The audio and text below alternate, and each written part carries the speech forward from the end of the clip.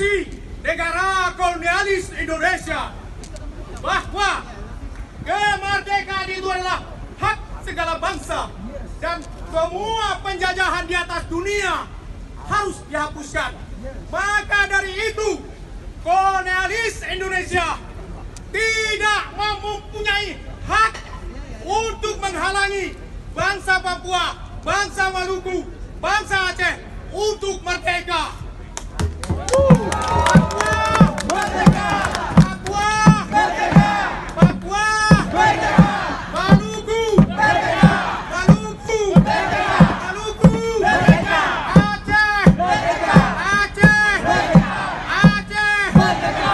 Front Pembebasan Nasional Aceh Sumatera juga bangsa Aceh mengutuk keras tindakan kriminalisasi, penghinaan, dan pembunuhan bangsa Papua, bangsa Maluku, juga bangsa Aceh yang dilakukan oleh kolonialis Indonesia.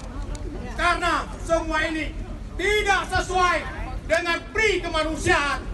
Maka dari itu, bangsa Papua, Maluku, dan Aceh wajib bersatu untuk melawan kolonialis Indonesia.